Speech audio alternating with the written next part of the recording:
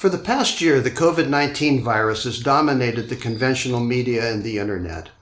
The social response to this infection has brought whole countries to a standstill, driven businesses into bankruptcy, and exposed the defects of government programs and healthcare systems. We want to use our time today to try and understand this disease and discover what we can learn from it.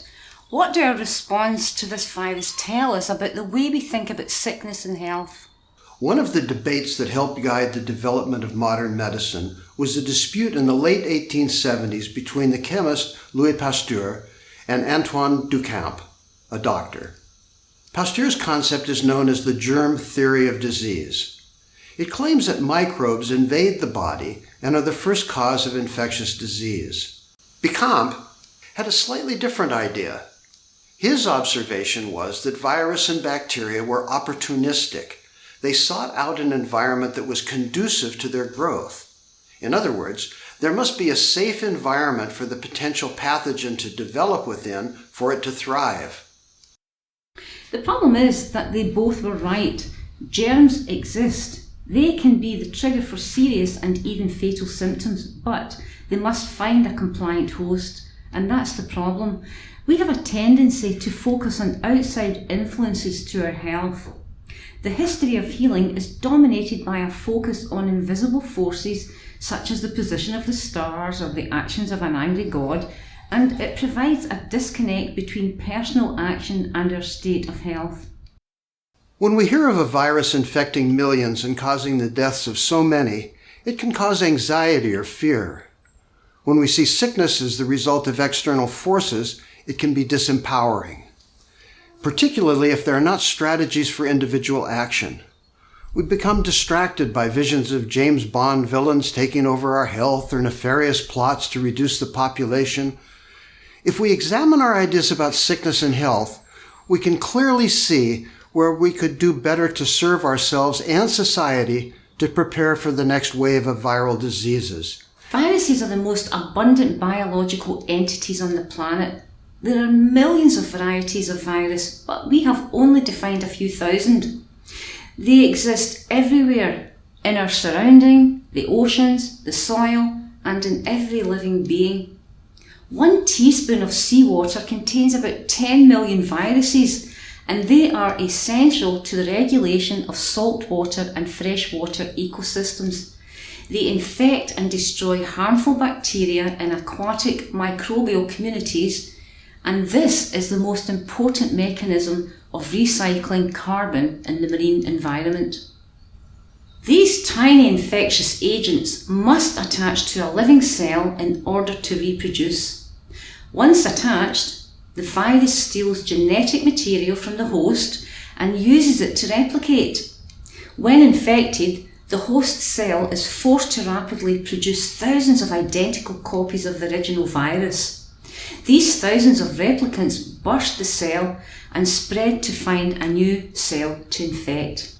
The body is not completely helpless. Virally infected cells produce and release small proteins called interferons, which play a role in immune protection against viruses. Interferons prevent replication of viruses by directly interfering with their ability to replicate within an infected cell. Inside the cells, there are enzymes that destroy the RNA of viruses. Researchers at the University College London revealed that 86% of people who tested positive for COVID-19 did not have virus symptoms. It seems that many people have immune systems that are working. Immunity to viruses develops over time, and white blood cells called lymphocytes play a central role. They retain a memory of virus infections and produce many special molecules called antibodies. These antibodies attach to viruses and stop the virus from infecting cells. The body can make many different antibodies during the initial infection. After the infection subsides, some antibodies remain and continue to be produced. These often give the host lifelong immunity to the virus. Since the body has so many protective strategies, why do viruses cause us so many problems? What we're seeing is that people with immune systems already challenged by serious lingering sickness are the most vulnerable. Introduction of a new virus when the system is already dealing with multiple inflammations drives the immune system into a state of panic. If a person with a previous life-threatening disease tests positive for a virus and succumbs, it's fair for us to ask, what was the real cause of death? Obesity is an important link between the deaths attributed to COVID-19 and many comorbidities. For example, the association between individuals with excessive body fat, especially visceral adipose tissue, individuals with obesity ranging from hypertension to cardiovascular disease to type 2 diabetes and a number of cancers with COVID death is very strong. Our immune system has evolved along with a diverse gut flora, not only to create defense against pathogens, but also to develop tolerance for beneficial microbes.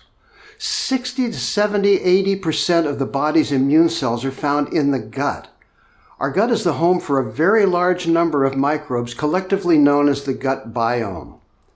Naturally, the body had to find a way to cope with so many guests, so we developed a mutually beneficial relationship with our microbes, a relationship called symbiosis.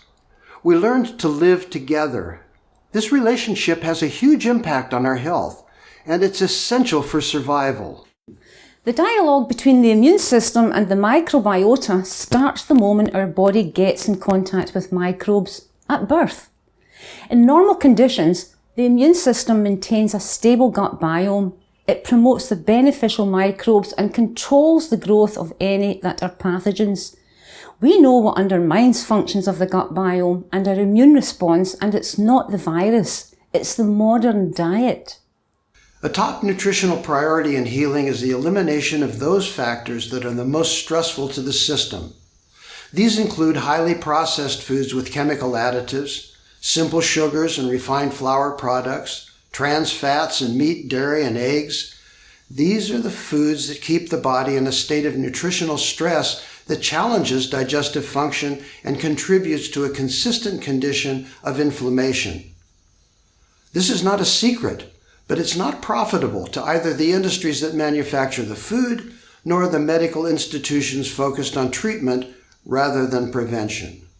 The good news is that the inner environment of the body, the gut biome and the immune system can be enlivened and made healthy. There are several actions that can help promote a healthy way of living, but nutrition is central. It's simply a matter of creating a healthy environment by eating a diet that promotes healthy flora and fauna in the digestive tract. The type of diet that most efficiently creates a healthy gut is a simple whole food plant-based diet.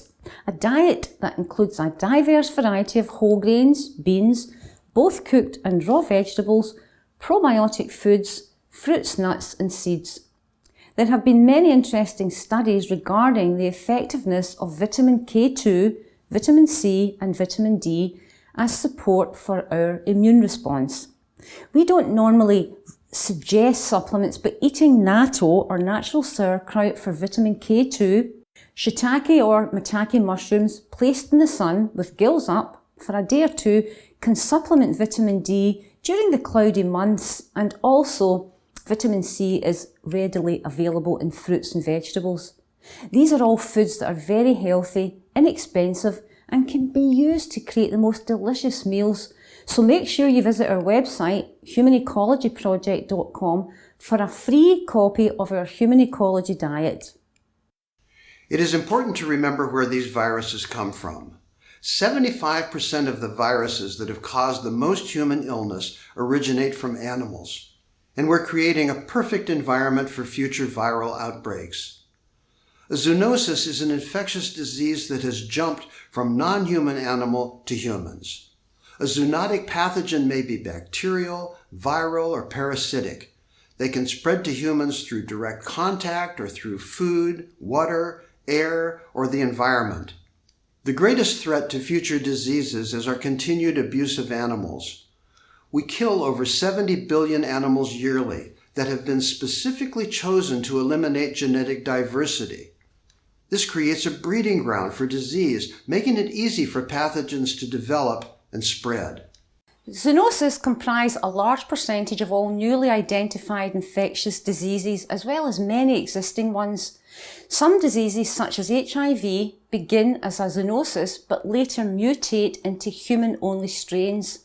Other zoonoses can cause recurring disease outbreaks such as Ebola virus disease. Still, others such as the novel coronavirus that causes COVID-19 have the potential to cause global pandemics.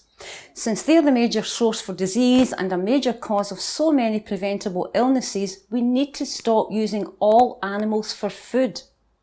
A way of eating that's sustainable and has low environmental impact is also one that provides us with the greatest health advantages. And it's also a diet that is economical and allows all humans to have access to life-sustaining food. It's our most intimate connection with the planet and we must strengthen it. It's not difficult to create better health, and while there are many factors that contribute, diet is the key. A healthy diet is not based on the suffering or death of non-human animals. Health does not come from a diet based on death. We want to invite you to join us in the creation of a healthy and peaceful world for humans and non-humans alike. Here are just a few reminders of other things to help you stay well during these challenging times. So please share this video, stay safe, and take care of each other.